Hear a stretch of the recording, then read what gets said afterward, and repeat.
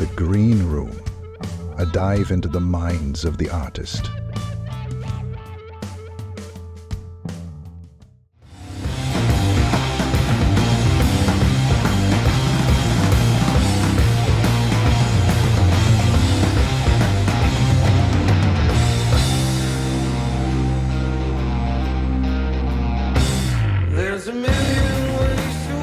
Hello, everybody, and welcome to another episode of The Green Room, the show that's diving into the mind of the artist. Today, we have Arvid here from the band Greenleaf from Borlänge, Sweden. Oh, yeah. These guys are incredible. They began in 1999, and from there, they've took this band so far. And we're going to dive into that. But right now, I could say these guys are about to start up on a tour, and we can talk about that. We can dive in wherever you want, bro. Arvid, how are you doing? Thank you for being here. Thank you so much. Yeah, I'm good. I'm good. It's early in the morning here in Sweden, and it's really cold outside, and I'm having my coffee, so it's all good. So let's talk about just jump right in with the sound of the band, what influenced the band, you know. Tell everybody that may not know about the band, who is Greenleaf? Greenleaf is sort of some people like to call it stoner rock. I think us by ourselves prefer to call it sort of heavy rock because might be a bit more influence towards 70s rock and bands like Black Sabbath, Led Zeppelin, and that's kind of the foundation of the sound. And then, so it's a lot of groove and blues based music, but we also are heavier in one way. So we're also quite influenced by stone rock bands like, yeah, Queens of the Stone Age, Caius, and stuff like that. But we are also a very melodic band, so I take a lot of influence in my vocals from other type of music as well, like pop sometimes and jazz and soul. And I think that's why Greenleaf sticks out a little bit in this genre that we're in, because we are somewhat more melodic than a lot of other bands and a bit more hooky maybe. So that's, I think that's a pretty good description of how Greenleaf sounds, sort of. This began as one of Tommy's side projects, right? And then grew into the main focus. When do you know what year or whatever that would have became the main focus of the band? It was definitely after me and the drummer joined the band. So the drummer Basse, who plays the drums since 2013, and I joined for writing what would become the Trails and Passes album. And after we released Trails and Passes, it got so many rings on the surface and so many bookings for playing that Tommy kind of decided then that, okay, this is going to be my main focus now. And then we all agreed that, okay, now we're not the side project to Dozer, that is Tommy's other band.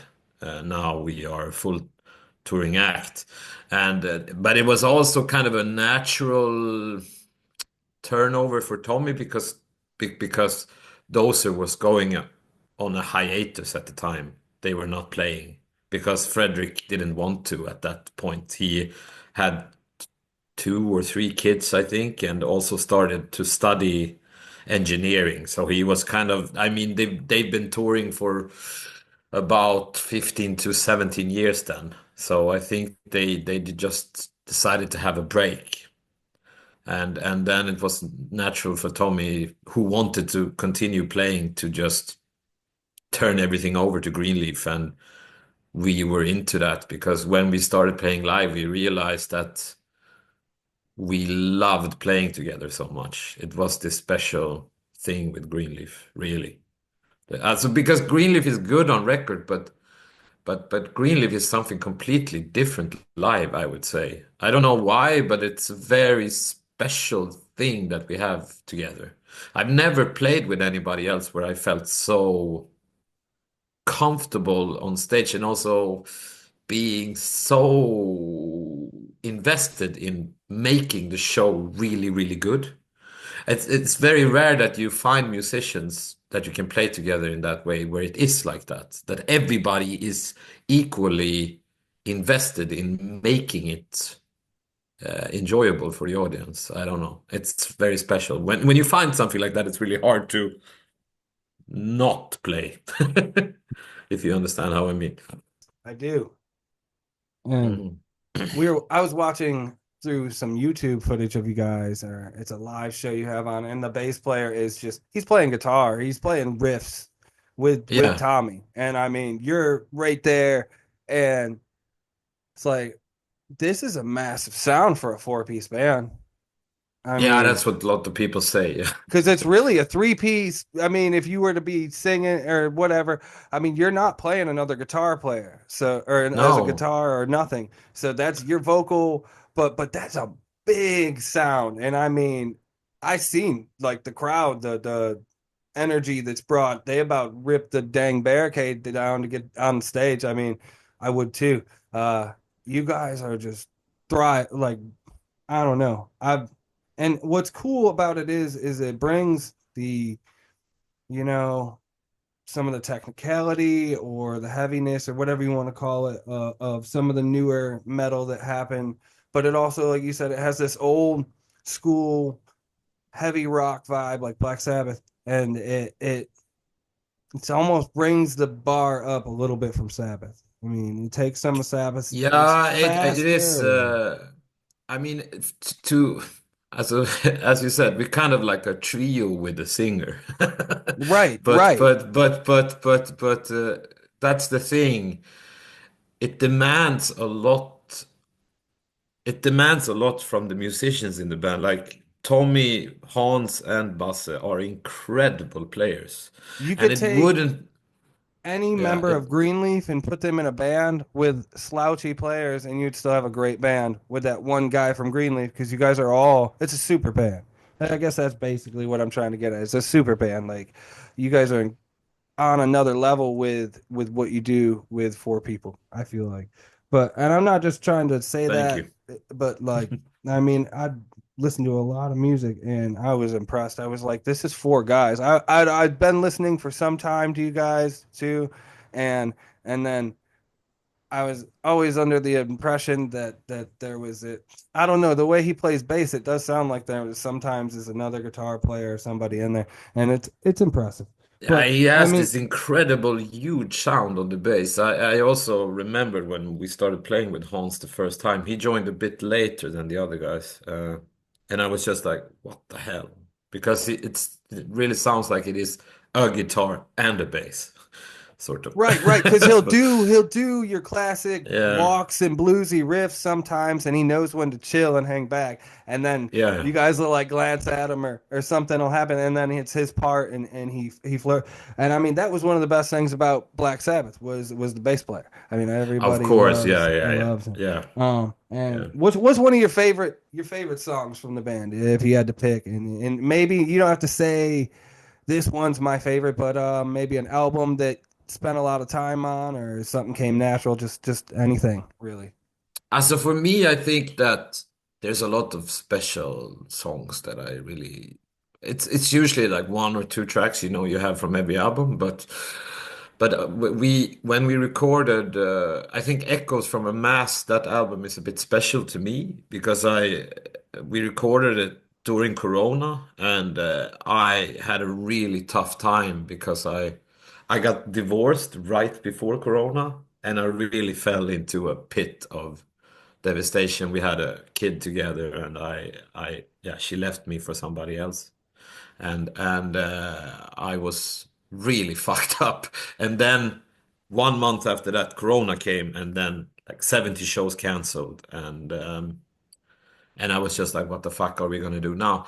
And then I started writing for Echoes from a Mass, and it's one of for me, it's one of the best albums lyrically I've ever done because I was so emotional. So I didn't really filter anything. I just wrote what I had, like what I really felt, and that was really special for me because I haven't been writing lyrics so literal before. Like I always try to create this little world, and then you have to kind of guess what it's about. But with Echoes from a Mass, I sort of stopped filtering stuff.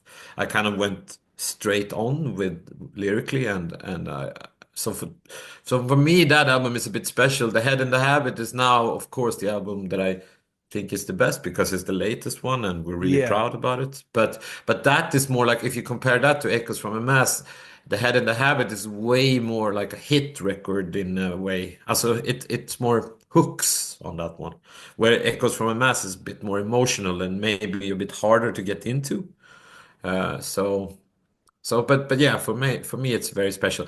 And Trails and Passes album is really special as well because it's we made that record so quickly because Tommy asked me if I wanted to join the band. I'm a little bit younger than the other guys, or Hans is as old as me, Yeah. but me and Hans, we are like 10 years younger than Tommy and Basse. Because I used to listen to Dozer when I was a teenager. So when he asked me to join Greenleaf, I was like, "Ooh, that's cool," So you know. let's pause real quick, and I just want to take you back. So that Yeah. was kind of in here with my questions, and that yeah. So he used to listen to Dozer as a teenager, and he was listening to Tommy's band. That says a lot. On I was gonna say, how did you get in the band? So what? Go start back. What is the process of you talking to Tommy, and getting in Yeah, Green? so like I'm grown up in the neighbor town of where from Borlänge where Tommy is from and Dozer is from. And I loved as a teenager, I loved Queens of the Stone Age and I loved that type of like all that type of music. And then Dozer was like a band that I thought was equally good as Queens of the Stone Age, you know. So I was like I was a fan of Dozer, and then I was playing in another band then that had a very typical stone rock name. It was called Giant Space Cruiser, and we got the availability to join Dozer for support in Falun where I'm from because they were doing a show here. And then I think Tommy just saw me singing and he went, I wonder if I can use him for something, you know? And then a couple of years later, then I was studying music and playing pop actually. And then he wrote me a message on Facebook, I think, and he was like, "Would you like to try to sing on one song for the new Greenleaf album? Because they had multiple different singers before then." And he sent me a demo, and I got so excited. So 1 hour later, I sent a demo back with vocals on it and lyrics, and that was Depth of the Sun. Wow. And then he wrote, "Okay, maybe you should sing on the whole album. Can you come up to Borlänge so we can start writing songs?" And then And this was what we year? 2013 to 2014, and then I basically spent a couple of weeks up there. I think it was not more than 3 4 weeks, and then we had written the whole album. And that was Trails and Passes, and it's still our most popular album. So it's a bit funny In- how Incredible. quickly stuff works when you're excited and inspired, you know. It's like, yeah. And then we headed down to Stockholm and recorded it in the same studio as we always do, and with Daniel, our producer, and so it was like a really quick process. And then we released that, and then the rest is sort of history. Like then we started touring quite directly. So. What do you bring to the table for the writing process? You think that you know you walked us through that, but with these newer records, with the We kind of have the same sort of process, and that's Tommy writing riffs, usually sending an idea over to me, and then I develop the melody, and I start processing a little bit some sort of lyric, and then we see each other, all of us, in the rehearsal room, and then we sort of create the song out of there. So we have a riff, we have a melody. I might suggest a couple of chords, or Tommy creates a couple of chords for a verse or something, and then we just jam it out after that. And sometimes What it's a what sticks really stays, really. Yeah. What sticks yeah, exactly. stays. It's also so weird for me because I don't know, but for me it's always been that when I create the melody, there's a couple of words that come with the melody. And then I have to kind of figure out what those words mean, and then I have to figure out the lyric from there. It's really weird, but it's always that I usually a couple of words are coming with the melody, and then I kind of create the lyric out of that. Uh, but yeah, but it's really like we work together. We also put a lot of time into the drums. Like we're really trying to push Sebastian because since we only are a four-piece, he needs to play a lot all the time, and he does. But it's I mean, we whip him a lot. Like it's no, that's not good enough. That's not good enough. And it's also in the studio, we really try to push each other a lot. Like when I'm singing, then there's this mob outside in the studio saying, "Nah, you have to do it again." So, so it's. I think that's why we also are good live because we practice a lot when we're writing. So, Yeah, and I mean, all yeah, that stuff isn't wasted. The jam space probably isn't wasted. That stuff that if you want to lengthen that song live, I'm sure you guys could take almost any of your songs and just be like, yeah, we're gonna do this for exactly. a couple more. And Yeah. Tommy wants to do something impressive, or you want to do like a Tommy is like Tommy is really taking just a songwriting seriously. I mean, he's like, and he's a machine. I mean, I don't know how many albums he has released in total that he's been writing the riffs on, but it was 13 albums or something. I mean, it's crazy. And also with Dozer and Greenleaf combined, it must be something like that. And but he's never satisfied. It's really tough sometimes to write songs with someone like Tommy because he really wants to do something new every time. Although he's been in the same genre for 25 years. And I think it's incredible to have a person like that. But it's also takes a toll on you sometimes because when you think the song is good, he goes, nah, we need to change this. We need to work more on this. And you go, oh, okay. But in the end, you're always happy about it. But he's like never satisfied. It's incredible how he can still be like that after all these years of writing. man, Arvid. This is awesome. I'm enjoying talking with you, brother. We're gonna take a quick break, and we'll be right back. All Yeah. right. A glimpse behind the scene. The Green Room.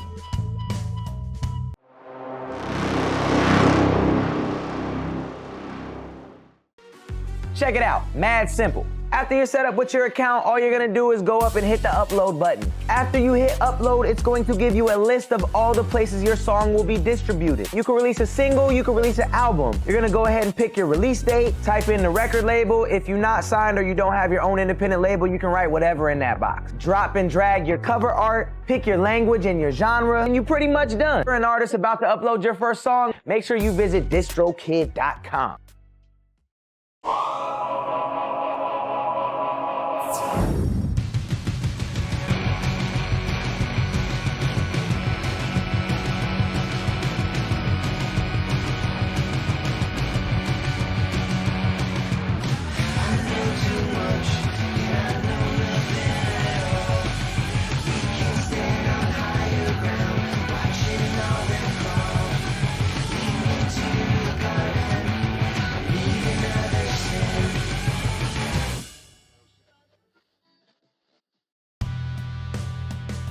The Green Room.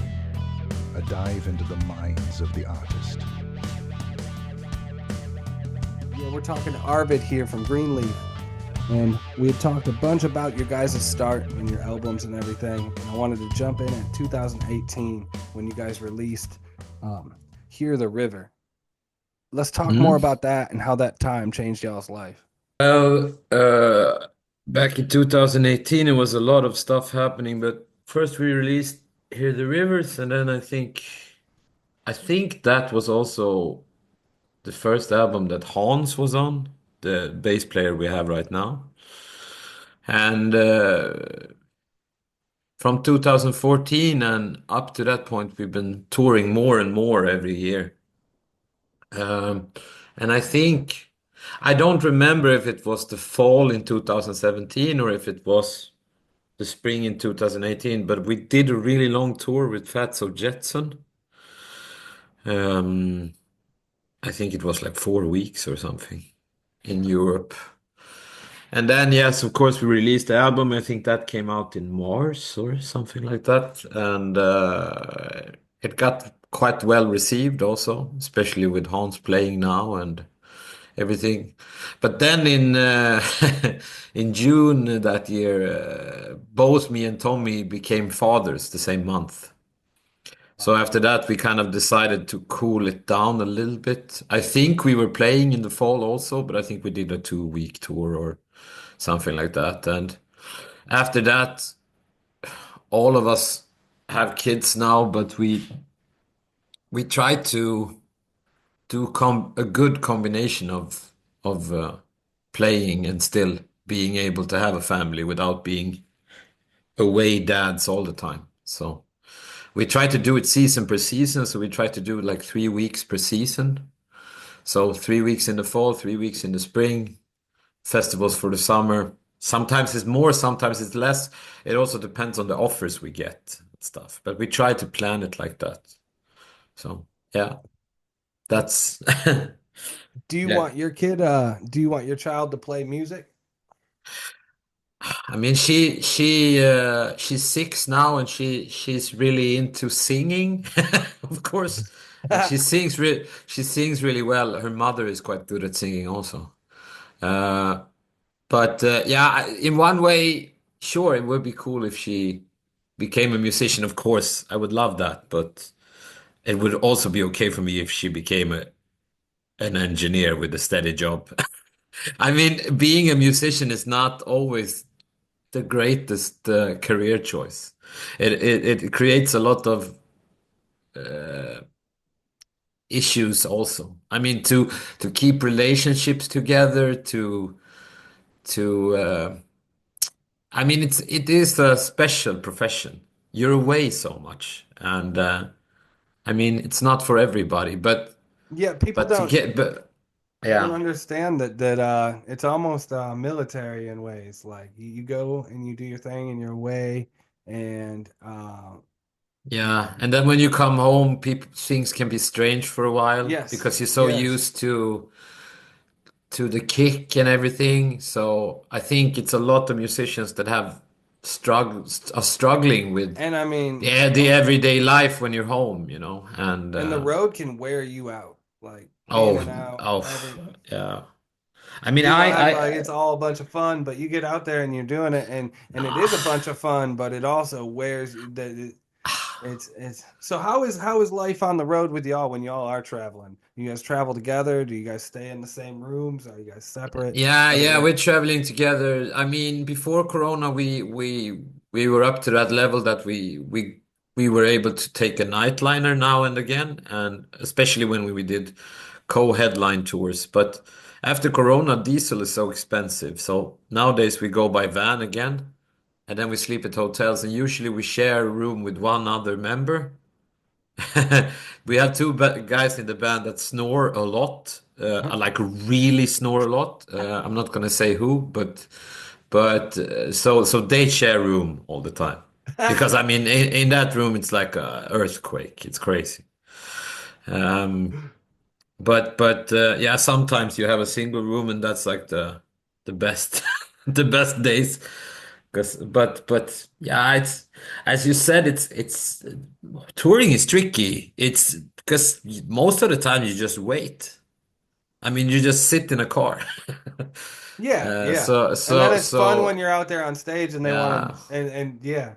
and Yeah, then you're back and for at it me, again. I am kind of like when I'm home, I'm a real routine person. Like I work out a lot, and I try to, keep my mind sane while having routine. And that's the only problem I have with touring. I mean, I love playing live, but I hate to not have routines. So you got like a So morning routine that you wake yeah, up and do?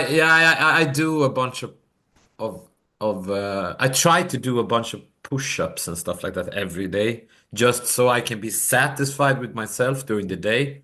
Because then you're just sitting there and you're bored, sort of. But yeah, you have a lot of time for like reading or mobile games and stuff like Yeah, that. yeah, yeah. Yeah.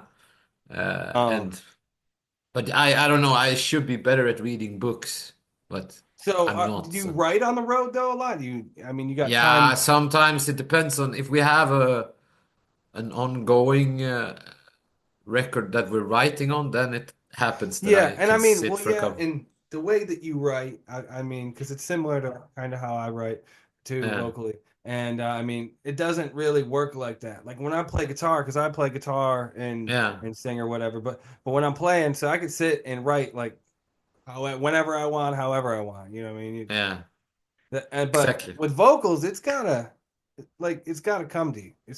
For me, Yeah, it's gotta. You can't just be sitting in a. It's gotta. If it could when it hits, it hits. It could hit you at 4 o'clock in the morning, and you'd be like, "Oh, I'll write that down and think about it yeah, tomorrow." yeah. I have like a massive amounts of notes in my phone, and also voice memories. Like I probably have 4,000 voice memories or something I'm because guilty of it's doing that. Is yeah, that's brilliant right there. Other yeah, vocalists take that up. Think about that and do your voice memories because you always write yeah. something and then you come back and read it and you have no idea what the heck you were even thinking in your head. And that's Yeah, something I need to. I need the words to be with the melody because otherwise I don't understand it afterwards, you know? How does it feel before you guys go on stage, before you're about to take the stage, especially if it's packed or sold out or however, and you know people have came to see Greenleaf? How's it feel? I just usually I need to pee. No, but yeah, that's true also. But yeah, I think we are we kind of like pep together. We have this we always listen to some music that makes us happy before the show, and then we kind of gather around and we just tell everyone to remember to just have fun rather than to be like, yeah, we're gonna kill it because if you have this motivation that it's just gonna be fun, then it will be sort of, and it Right. also cools off the pressure a bit. So we are a bit like that we just tap each other's backs and we go like, yeah, now we're gonna have a lot of fun. So yeah, so So that's what we does do. it build song to song if you're out there and the kind of I don't know the first couple songs lay in and they feel good, and then you guys are going to start one of your favorites Actually, we are not so much like that. We're trying to dominate from the beginning. from the So we beginning all the way usually to have you usually have like a real banger for a start that people think we're gonna play last. It's like a lot of times we start with Trails and Passes because then everybody is like, what the fuck? They're playing that already. And then yeah, they're a yeah, bit like, okay, then we have to move already. yeah, So it's kind of works for us. So yeah, so yeah. That's a uh, brilliant so strategy. yeah, and we go out like really hard instead of being like, okay, we have to like smooth them in. So because I don't You really guys, like that. I kind of like concerts where it is a bit like, fuck yeah, let's that go. was one of my favorite things about Leonard Skinner is they would start with some fast their heavier songs of theirs and it would bump right in Yeah. and yeah, you're already going. You're already going. So then the next thing, but that's harder for you guys though, is what the crowd may not understand is then you got to like keep that Yeah, but you have to like fake it till you make it. You have to like uh, be a bit like, or at least I am a bit like that. That I'm just, you guys are gonna move. There's no option because I'm so into it. So you have to be into it. Otherwise, you might as well go. yeah, yeah. So And I mean, I try to have that sort of persona for the first three songs. and then yeah. Because it Well, usually that's works. good. People The get crescendo too. You guys have other yeah. songs that aren't driving. Some of that are Yeah. like blues, almost blues No, standard. But yeah. a No, couple. but I try to go out. We try to go out really heavy, but I think it's a good way to do it for us at least.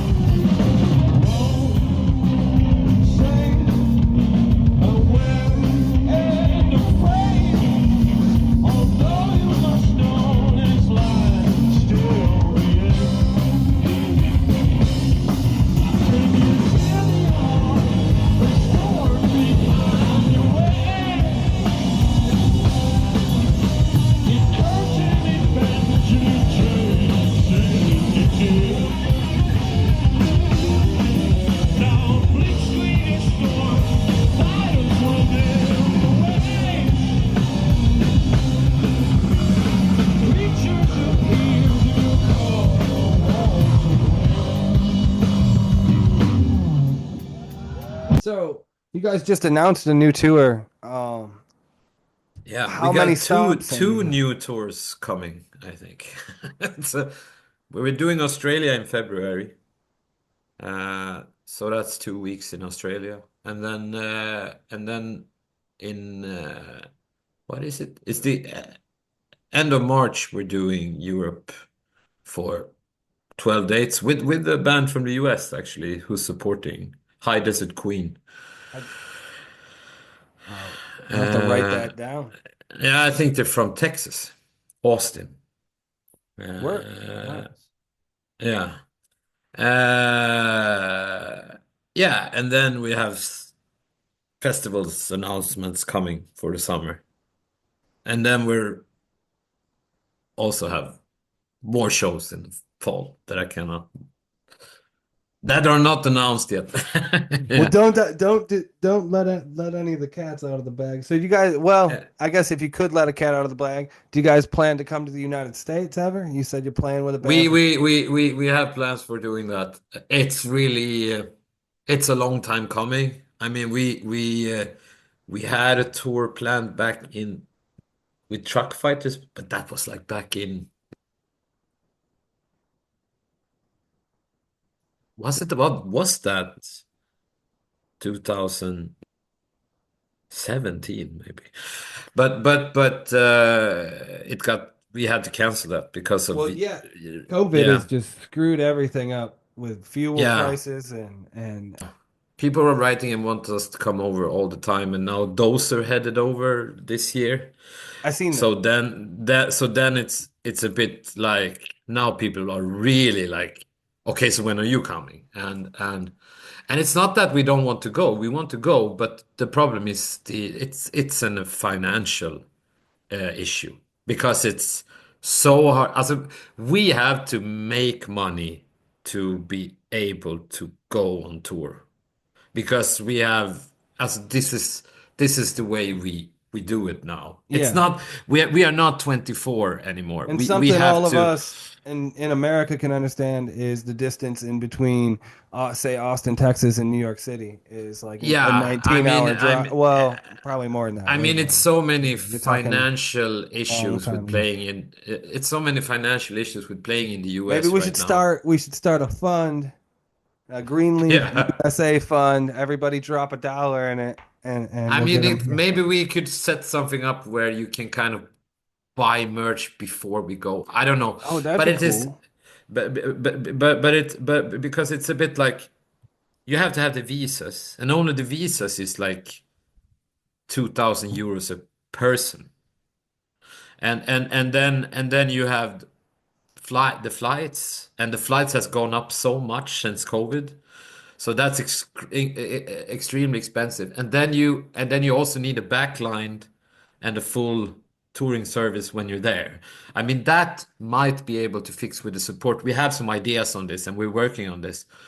But for now, the idea is that we're not coming next year. The plan was that we might come in the fall next year, but we're not because those whose visas has not expired yet, so they are going to try to play.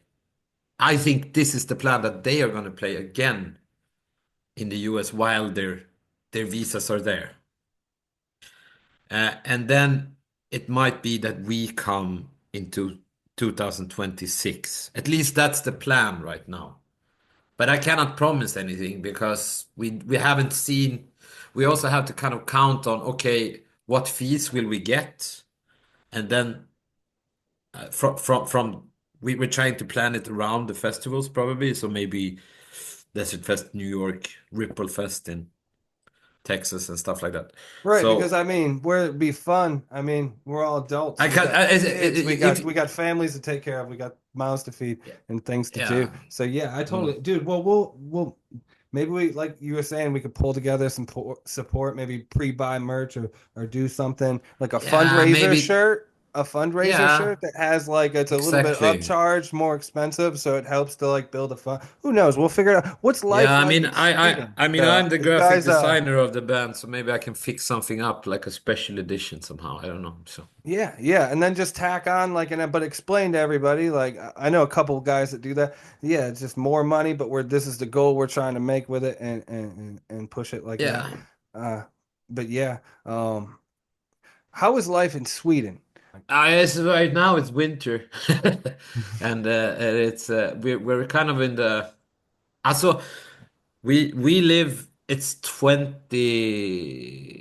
200 kilometers from Stockholm. So I don't know what that is. You don't count in kilometers, right? But it's about 3 hours from Stockholm, our capital, and it's people in Stockholm and south of Stockholm say that we live in the north, but it's not really in the north. It's more like under the middle. But Sweden is so far. It's like a long country, and in the north, it's really cold and dark in the winter because it's so close to the polar circle. So, I mean, yeah, Sweden in the north in winter is cold and dark. I think maybe that's why there's a lot of bands from here because you Man, don't have so much to do in the winter because you write or you play hockey or something. But you either do sports or you do music. I think that's why it's so many because you otherwise you're bored. There's nothing else to do. Sort of. Like right. yeah, you can play nowadays. There's a lot of people playing video games, of course, also. So Yeah, yeah. doing playing somebody else's art, basically. Yeah, I yeah, but mean, it's like, and I think that's also why I mean, we have this traditional music that is a bit. People say that the Swedish melody is a bit. It's sad. Like you have this melancholic type of melodies, and I think that's like. I think it's also because of how it is. Because in the summer it's totally bright all the time, and in the winter it's dark all the time. So. you talk about a thriving music scene in Sweden. Yeah. And how did we seen COVID hit here and some people didn't come back. So you guys said how it was hard and shows stopped, but like some people stopped, they didn't come back. And we saw bands end and businesses and all kinds of stuff. So how did it affect the music scene in Sweden when COVID happened? Uh, yeah, it was tricky, of course, because there's a lot of bands from Sweden that never plays in Sweden. We usually play outside of Sweden because Sweden is not a big country. It's 9 million people in total, and there's not so many venues to play.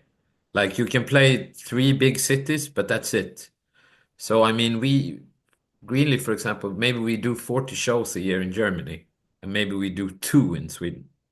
Guys know each other? Like a lot of you guys though, shoot, you got I know I don't want to just start listing off bands, but name some of the bands that you do know and how it might have We affected we them. we we we know we sort of know people in the scene, but it's not like we are best friends with helicopters or something like that. It's like they're a bit more Right, higher because level, but of course you kind of there is an underground scene and it's not that big. I mean, the bands are quite popular, but you sort of know each other. Especially if you live, I used to live in Stockholm for a while, and then when you go to a rock show, you always see everybody, sort of. Like if people are home and they're going for a beer and seeing a band, you know who everybody is, sort of. So, and I mean, yeah, in the stoner rock scene, it's like, yeah, now we were out with Slomosa, for example, on this tour, and yeah, Norway and Sweden are close as well. So in the scene, especially the stoner rock scene, everybody knows each other. Yeah, There's yeah. this big supportive vibe. That's what I really like about the stoner rock scene is actually that it's not so competitive. It's more like people really dig each other and everybody are really nice. So it's like if you can help each other out, and if you have a band that is kind of up and coming and they ask you for support, of course you try to help them, or like let them be on your tour if it's possible with the what the booking labels are saying. And yeah, so I think it's a bit like that. And the scene is also growing a bit in Sweden. I think that more and more people are getting into this type of music again. Also because it's so enjoyable to in a live situation and people around it are really friendly. So Yeah, rock and yeah. roll in general. I mean, because that's what Soundwave focuses on is rock music, rock and roll. Yeah. And that's a big umbrella. You got reggae rock, you got stuff is poppy and light, and Yeah. you got stuff like Greenleaf. So there's Yeah. a whole big spectrum of rock. And I think, yeah, the world's gonna find out very soon that it is a big family with open doors, and you can be who you want to be. You ain't got to fit in some box to be rock and roll, and I that's mean, there's an interest in example of this. It's like we have this festival called Sweden Rock Festival. It's a lot of metal on that festival, but I think it's the only festival in Sweden that didn't ever have any rapes or burglaries or stuff like that. And all the pop and other type of festivals have a lot of this stuff. It's also okay. maybe because the general people age of the people are older, but also it's like weird how because it's one of the biggest festivals we have in Well, Sweden. But still like there's nothing like it's super friendly. And I think since there is a lot of aggression in rock music, I think that maybe people get it out through the music. And that also makes it less, you know, you have less shit then, if you understand how I mean. yeah, well, I mean, yeah, I grew up when I grew up here. We'd go to metal shows, and I was into Mm. some metal growing up. And I mean, we'd all everybody'd hit the mosh pit, but if somebody fell Yeah. down and like you're doing like a death wall or something crazy, Yeah, yeah. it was heavier back then. But that's what I like about you guys too, is because you still kind of like get that heavy, but at the same time, it's Yeah. got vocals and lyrics and stuff, and something that you could listen to in the gym or something you could listen to at the house hanging out, or you can go to a show and it bring the energy of a lifetime or something. But I mean, yeah, dude, you're really right. Rock too, it can be what it really has, and that gives you guys versus other genres when you're playing rock, you don't have some box to fit into. Like you guys could come No. out a slower song or a more psychedelic song or whatever you guys wanted to do, and it would fit in the box of rock. And that's what Mm. I want to do as a mission from this is to get everybody to come together, like you guys are saying, because like in a lot of ways it's us versus them. Like that's their culture with the raping and the doing all that stuff, and then we got to Yeah. challenge that. The only way to fix something is to have another take at it. Like you got to have something to oppose it, and that's really cool that you guys are doing that there. Um, Thank you. moving on to talk about with record labels and stuff. You said Mm. you're talking about how the booking goes with bands and stuff. Now you guys moved from was it Small Stone Recordings to Napalm Records? Exactly. Yeah, and now we're on a American label again. Now we're on Magnetic Eye Maybe. Records. Okay, Yeah. okay. Um, yeah, it's Small Stone is based in Chicago, I think. It's one guy, Scott. Uh, and he released Trails and Passes and the records before that, and he's a super nice guy. But we got an offer from Napalm, and Napalm is a huge label. And at that time, we're touring full time, so we felt like, okay, we have to do this deal now to get Greenleaf more out to the general, because Napalm had so much more money to disturb the distribute the music, something that Small Stone couldn't afford in the same way. So we did that for three records, but being at a huge metal label as a band like us, we're not small, but in that pond we are a really small fish. So after a while there, we found that, okay, now our three records deal is over, and maybe it's time for us to become a bigger fish in a smaller pond.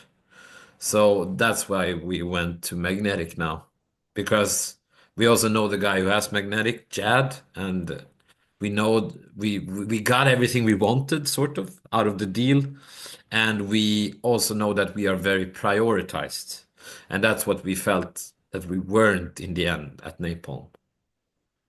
I mean, they were happy to release our records, but sometimes they didn't answer our emails and stuff. So, Right. yeah, and with Magnetic now, it's the opposite. It's like we have a really good communication. So, so That's important. Communication is everything. I mean, yeah, and also like somebody that understands what we want and how we think about things, and like as a Greenleaf is like a really comfortable band to play in right now, because it's like we did all the dog work. So now it's a bit like we can, yeah, it's the fruits of the labor that we can play as much as we want, and we know that people will come. So we don't have to really worry as much about like, can we afford to do this tour now? How much money are we going to get when we're home? All that stress that you have in the beginning. Like, how many extra jobs do I have to have when I'm home because I cannot pay the rent otherwise? Stuff like that. It's a bit better now because we did all that work for a couple of years. so the head in the habit, um, Yeah, released on June 21st, right? Am I right on that yeah, one? All right, yeah. awesome. Yeah. Um, Talk about that. That's released with the new record label then, right? Yes, it's with magnetic. Yeah, exactly. Yeah, it's been out now for a while. For me, it feels like, how it is when you record a record, then you have it like 3 months before it's actually released. So, but yeah, we're really happy with it. Like, I thought it was hard to write a new album after Echoes from a Mass in the beginning, because I think I did so well with the lyrics on the past one before this.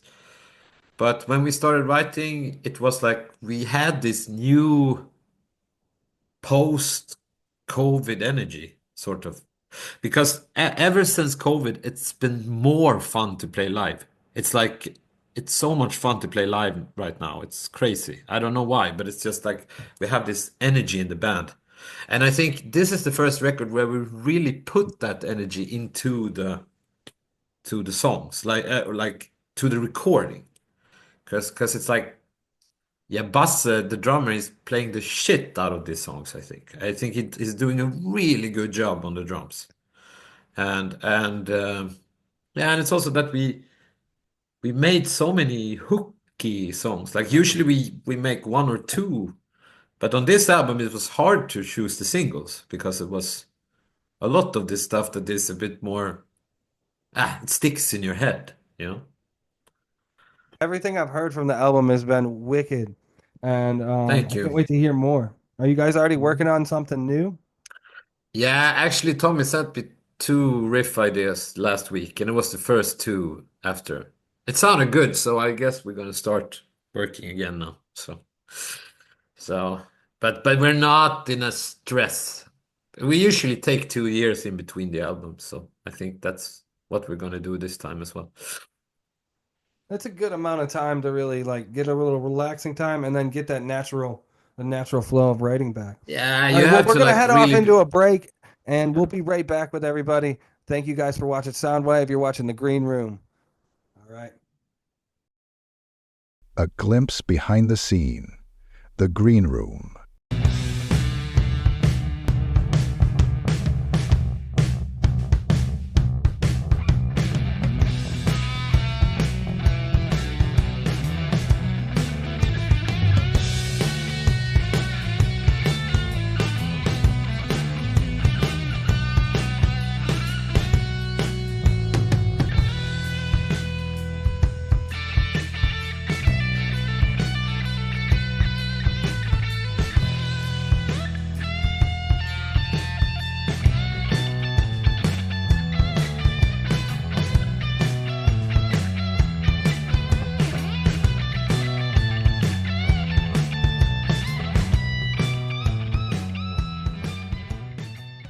If you're an artist about to upload your first song, make sure you visit distrokid.com.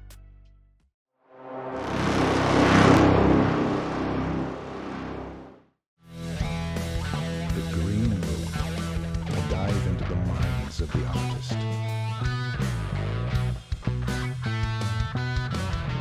We kind of left off talking about the Head and the Habit. And where can people get that album, and everything? Where can they find new merch and everything? I mean, yeah, the first print of the vinyl is actually completely sold out already, but they did a reprint now, so you can order it from Magnetic Eye Records live shop, but you can also find it. I just Google the Head and the Habit. If you want it on vinyl, you will find it. It's available in multiple places right now, I think. It might be available in your local record shop also, depending on where you are. Uh, but I think they distribute it all over the world. So yeah. Awesome. And Yeah. you guys got new music videos out, I seen. Yeah. Tell us about them. That they're exciting. It's we got two ones. We have one with Tommy's daughter in the main role, and we got one where I become a horse.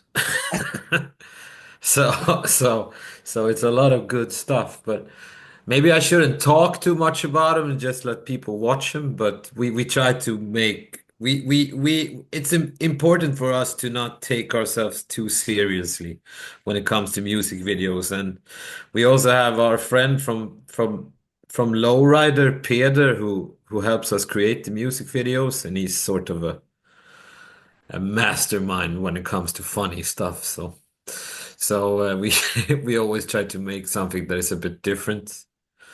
So we sort for this time around we made one music video that is sort of like a mockumentary about my health and me wanting to become a horse, and the other one is about Tommy's kid deciding what's good for the band, sort of. They're both really funny. So Yeah. I watched the one with Tommy's kid, and that is hilarious. It's hilarious. I just yeah. recommend everybody watch it. I don't want to spoil it, like you said. Uh, But yeah, so you've been doing this a while. How has music changed your life? Would you if you could do it all over again, would you keep doing it? And let us know why. yeah, I would. Yeah, it changed my life in many ways. I mean, when you are a musician in this modern world, where you cannot live on record sales and stuff like that, and you have to provide for yourself, you have to play live. It is yeah, it's sort of like a life where you have to compromise with a lot of other stuff when you're home and so on. The feeling of playing live is why I do it. That's why I love it so much. It's hard to come by anything like it. I guess it's like with people are really into sports or it's like every time it's like you go up and you ride a roller coaster, and I guess that's why I keep on doing it, although you never sleep and you're always on the road and yeah. Adrenaline junkie. Yeah, it is what it is, I guess. It's also so nice to be able to do something that you feel that you're really good at. I don't really have anything else like that except music. So, People who've inspired you to write and stuff. Like anybody. mm, right, people. I mean, my dad had like a really good record collection when I was a kid that was sort of a combination between 70s rock like Zeppelin, Black Sabbath, Deep Purple, all of this stuff and then a lot of soul and jazz music. So like I'm really grown up to stuff like Otis Redding and Wilson Pickett and that type of stuff. And I think one of my goals or like vocally is that I really like singers that distorts naturally. So I don't really like people that sing like James Hetfield, for example. I like more people that sing like yeah, like Otis Redding, for example, or Jim Morrison, where you have like a natural distortions. They never push the voice or like like that. It's more like when the distortion comes, it becomes because you have feeling.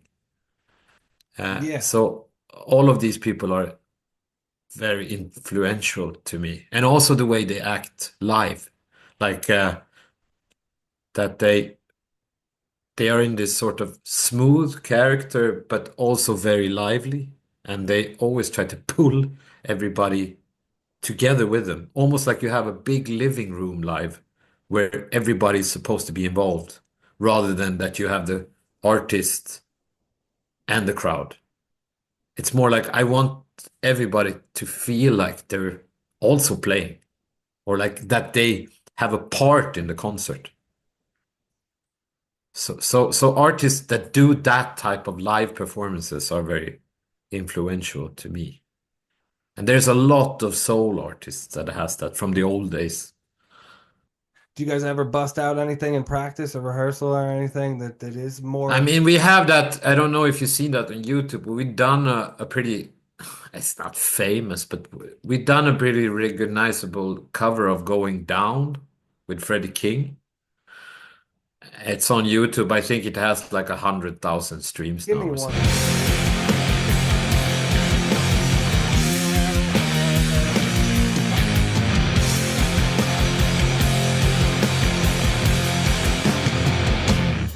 I'm going down. I'm going down, down, down, down, down.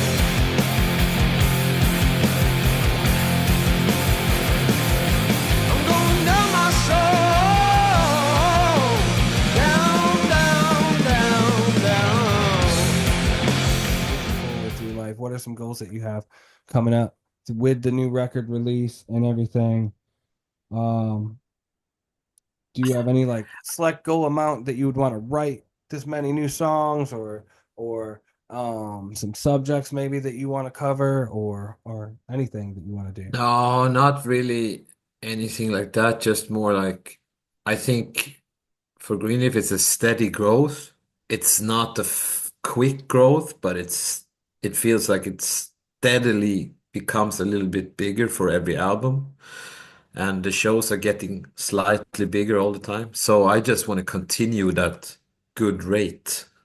And also still trying to make records that I feel that we're doing something a little bit different every time. So I don't want to get stuck because now this might be the fourth, fifth, fourth.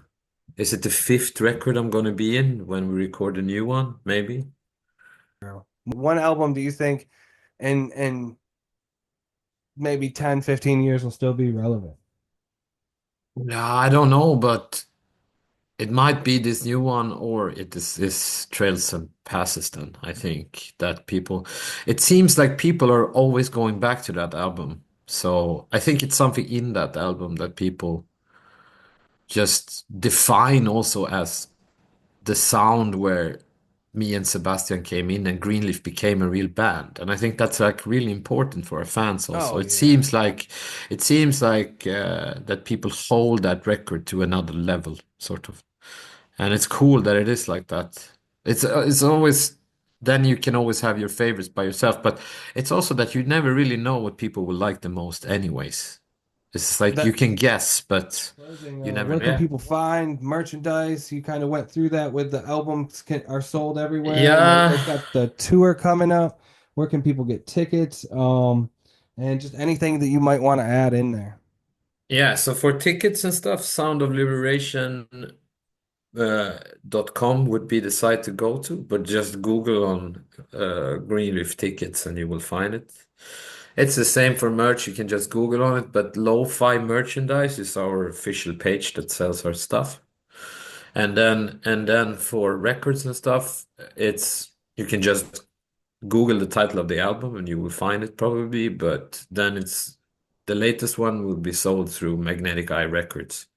So, and spkr.com is for Europe, I think.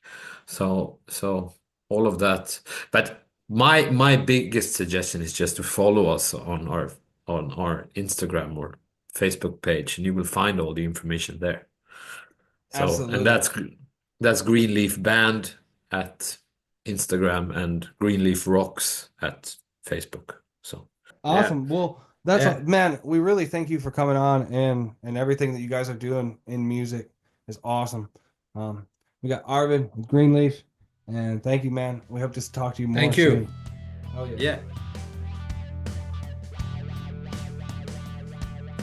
The Green Room, a dive into the minds of the artist.